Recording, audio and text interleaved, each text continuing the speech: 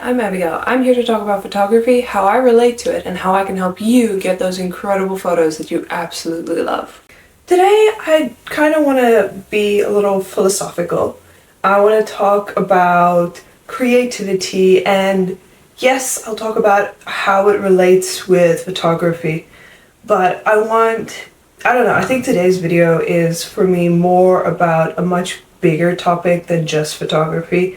And I will definitely talk how photography fits into it and how the two come together and how they're both very important. But I think the overarching theme and really just something that I've been thinking about a lot recently is how creativity relates to our everyday lives, how creativity is so essential to life's meaning, and so many other things which I would just love to dive into and give you guys my general opinion and also see if any of you either resonate with it, if it's something that's completely new that you've never thought of, and hear your opinions and see if you agree or disagree. Kind of not specifically like a debate, but a little bit like a debate. I would just love to actually hear some of your opinions as well. I'm gonna dive right in. I think that so many people undervalue and underestimate creativity. And originally I was thinking, should I talk about creativity or should I talk about art? Because I think that in many cases what people call art is simply creativity, and then maybe you could say the other way around as well. You definitely need creativity if you want to create anything, and that includes art. But is everything that you create art is a big question.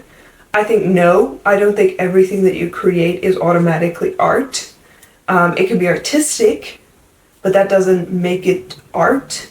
However, I do think that there's a lot of things that we consider to be everyday and we don't think of it as art, but it actually is art, which is another thing. So that's all very vague terms. To be more specific, I think creativity is anything that you create in and of yourselves, that comes out of you. And that can be anything from writing a poem to, if you're an architect, building a building, if you're a woodworker, creating a table. Anything you create, you take raw material and you create this. And it can be ideas, it can be physical things, it can be two-dimensional, three-dimensional. That is creativity. And all of us deal with an element of creativity that we have to do in our everyday life. Very, very few of us are truly void of all creativity in our lives. And it is possible if you are someone who becomes kind of the in-between person, I want to say, where you're only ever, like, you have everything given to you with instructions and there's no deviating from that set path, then I think you probably have a life without any creativity. But if you do something so small as to decide, oh, I want to make myself a sandwich, that is creativity. Unless you had a recipe laid out with every single ingredient and how you want to cut it, like literally something so small as deciding, am I going to cut my sandwich into triangles or squares today, that can be a creative expression. That's very basic, and I hope that your life has way, way more creativity in it than just something as small as that. But that is just to show that creativity is everywhere and it is so deeply rooted into all of our lives.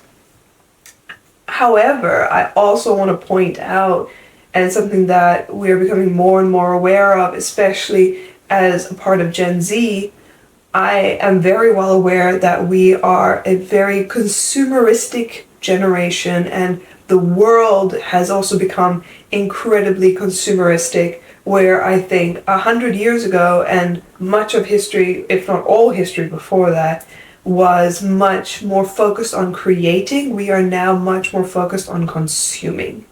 And many people talk about the negative effects that consuming has over creating.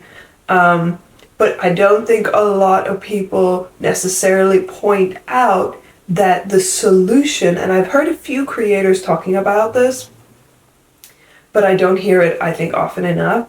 But the solution to overconsumption is creation. And it's so simple, but we forget it. And I think a great example of this is if you take young children, and there's been studies done on this, especially recently, where you have iPod kids and kids that are glued to screens and have meltdowns if they cannot have their iPads or their, did I say iPod kids? I meant iPad kids. Or television shows or whatever is happening. And they just have absolute meltdowns if they're not constantly consuming. And what studies have done, people have taken these children who are so consumeristic, and they've, in a matter of a few weeks, and I mean like 2 or 3 weeks, they take away all screens. And at first it's like a nightmare. Like, no parent wants to be in that situation with these screaming kids, and they're unhappy and they're miserable. But quickly, like some kids, especially if they're young, it takes a week. And they are becoming so incredibly creative.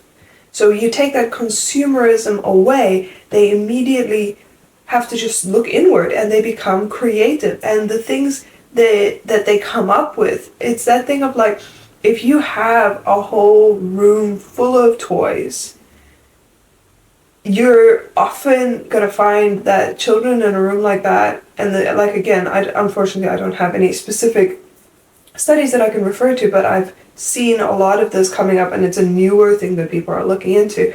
But you find children that have too much stimulation, are bored, they're touchy, they're overwhelmed. But people who have minimal stimulation, and if I look even at my own childhood, like I had a lot of toys and things that I could play with, but honestly, the most enjoyable times was usually when I would go outside, and I spent 2 years living on a guest farm, so we had a house kind of away from where the guests and everything would be, but it was just big open space, and I would go out. It's that typical thing of like, I think I was probably 5 years old when I got my first wristwatch. And the reason why I only really started using it later, it's like teaching kids, how to tell time and things like that. And I broke a couple of them because they weren't waterproof. But I think by the time I was 8 years old, I got a waterproof watch, so I stopped breaking it. And I would go out in the day, whether it's the morning or whatever, and basically I would just tell my mom, okay, I'll be back at like 1 o'clock for lunch. And she just doesn't see me. She has no idea where I am. I'm out there. And then I come back at 1, have lunch, and then I'm like, okay, I'll come back at 6, which is like dinner time. I disappear all day, and I have the most amazing day, but literally I'm not taking anything with me. I am going out and I'm creating an experience for myself. I'm observing nature, I'm climbing trees, playing on swings. Like, it's a very basic environment that I was in. Anyway, I'm kind of going off track here.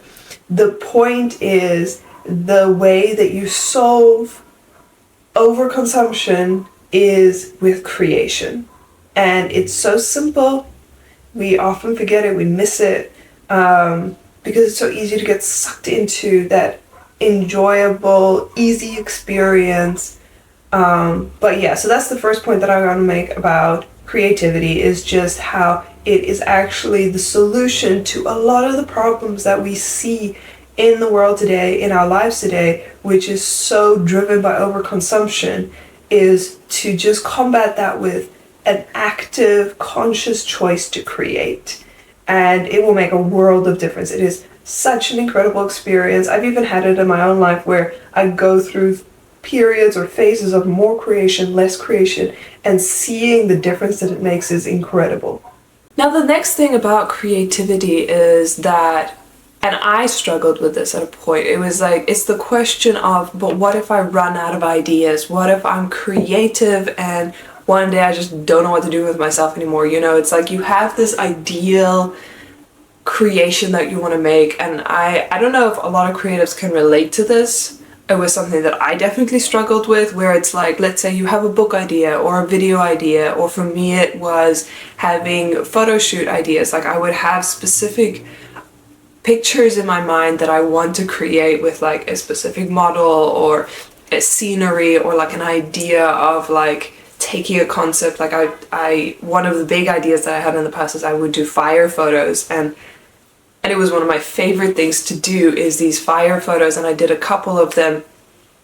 And there was other things that I would have specific, like there was a location that I really wanted to do a photo shoot at, and then I would plan it and I would get someone to come with me and I would do this photo shoot. But there were also times where I would kind of hoard these ideas and I would put them all away in a box, and I'd be so scared to actually execute any of them, because I would be afraid that that was my best idea yet, or I would like have a hierarchy. It's like this idea is going to be the best of the best, so I have to come up with other smaller ideas and do those first to like improve my skills and get better at photography and whatever, and then finally one day I'm allowed to do this big idea. And what I've come to realize is creativity feeds off of creativity. And what that means is the more big ideas, like top ideas that I actually execute and I go out and I do them, the more top ideas I'm going to get, and even better than that. Because if I'm only having these smaller ideas that I'm actually doing, I'm only learning on a very low, small level. And so the ideas that I come up with is also on this level, and maybe a little bit higher, but none of them is higher than the top idea because I'm keeping my ideas so low. But if I'm doing this top idea, I keep having bigger and bigger ideas until, it just keeps growing. And so it was a big thing for me, and it sounds like it shouldn't be such a big deal, but it really was a big deal for me. And I had to make a very conscious decision, and I had to be brave to actually take my very precious, because those were very special ideas to me. And maybe if you're not as much of a creative, you can't relate to this, but as a creative, I was like, these are my ideas, which I want to be known for, my way of expressing myself, and it's very intimate to me. So I had to be brave enough to take those and say, if it doesn't come out perfect, and if this is the best idea I ever have and I did it prematurely, that is okay. I'm gonna do it with a hope of growing something more and something greater. So I started doing this, and almost immediately it started paying off. The more you build up a momentum, the more you create, the more ideas just flow into your head, and the more you're already in that flow of things, the easier it is to execute those ideas.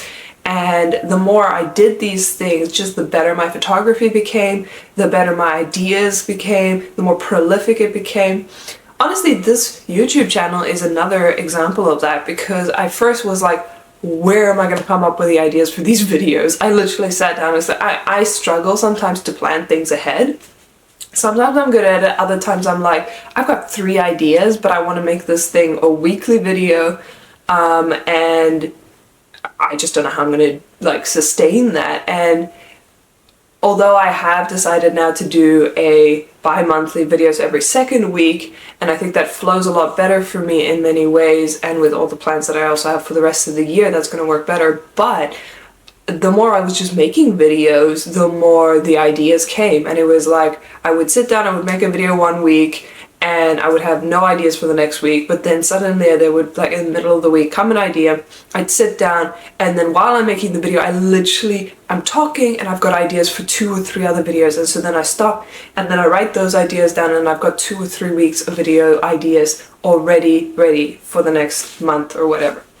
Anyway, all of that to say, creativity feeds creativity. So if you're ever afraid, I cannot do more, I shouldn't do more, I should save my ideas, or what if I have one big idea, that's the whole thing, that's my whole life's idea. Like, I feel like, especially if you're like trying to write or be an author, or like some sort of story-based creativity, videos included, you very quickly get so scared that that's going to be your one big story, and you have to make it perfect, so you just like nitpick it for years and years and years and never actually create it. And so if you want to bring more creativity in your life as a creative, as someone who has a normal job, as like doesn't matter if this is like your profession or not, just do it.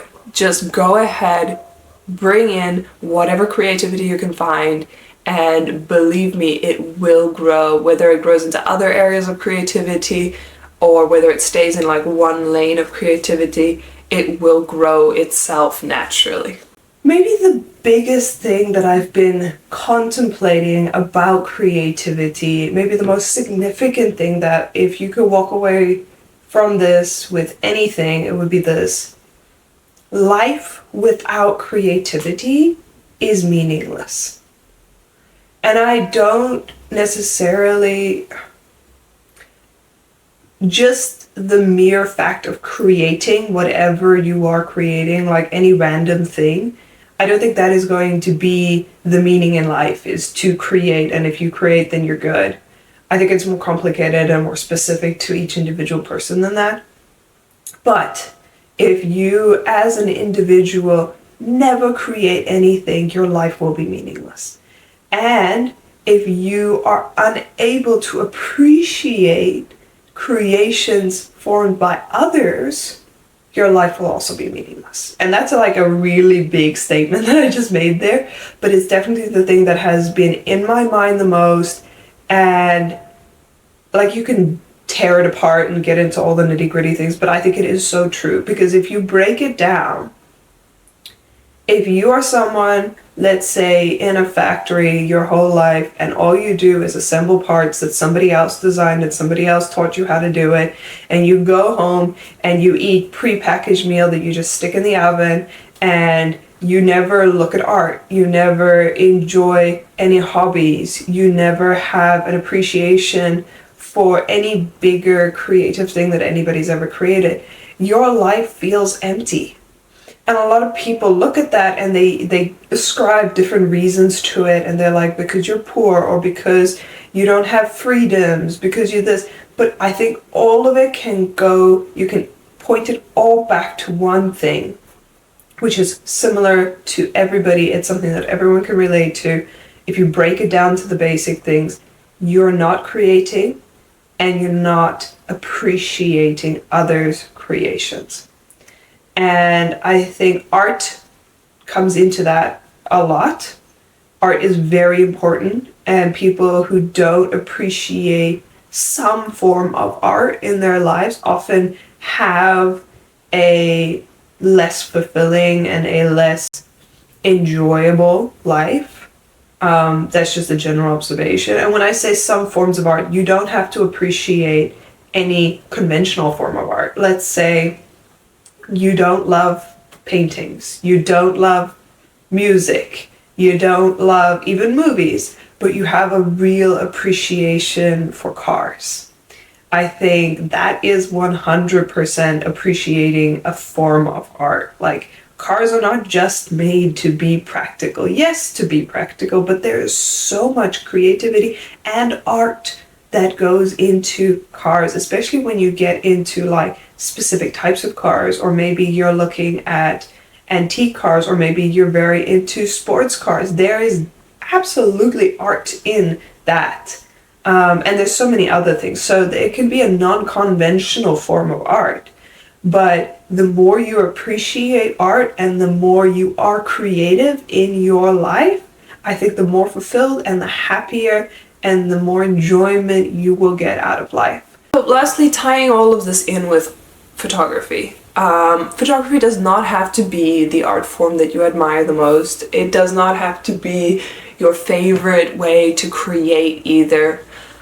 But in the world we live in, and the way that we are so much in a digital age, I think photography is an incredible opportunity to both appreciate art, appreciate creativity, and engage in creating something. Because it can be minimal effort from your side. You can hire yourself a photographer, and all you have to do is have that input, and you have to step into also just being willing, obviously, to have your photos taken. And why I say that that can be one of the easiest ways of engaging with creating is when you are in a photo shoot, you're not consuming. You are focused on creating, and you might be putting in minimal effort, like I said, Obviously, you can put in maximum effort if you prefer. It is really up to you how much effort and how much involvement you have in your photo shoot with your photographer, in setting up and planning and many other things. But you have, if you want to, you can have a minimal effort experience of creating. And then, added benefit, you have later on when you get the photos back from your photographer, you have again a minimal effort way of appreciating art and creativity. So I think photography in a very unique way, especially when you're working with a professional photographer, but even if you're just doing it on your own, 100% you can do this on your own as well. It is one of the easiest ways in our modern world to create, thereby combating consumerism, specifically over consumerism, to appreciate creativity, because in that process you see what it takes to actually take a good photo and make that experience enjoyable, and also to appreciate art, whether that's your own art that you've created, whether that's the photographer's art, because you're hopefully not going to do a photo shoot and then just leave those photos and never look at them again. You're going to print them out, you're going to put them on your walls, you're going to put them in photo albums, you're going to show them to your friends and your family, you're going to have them as your screensaver, you're going to, whatever you're doing with them. And there's then so much more that you can take it a step further in creativity, whether it's scrapbooking, whether it is designing t-shirts. There's like so much that you can do taking that product and then developing it even further. But that is kind of my 3 points, and then also how it relates to photography on creativity. And it's definitely something that I've spent a lot of time thinking about, and I will continue thinking about, and I would love to have you guys jump in on the conversation and also just let me know what you're thinking about creativity, how you relate to it, and how you use it to express yourself. Also, how you think creativity can help you in stepping away from over consumerism, and yeah, so many things. Would love to hear what you have to say.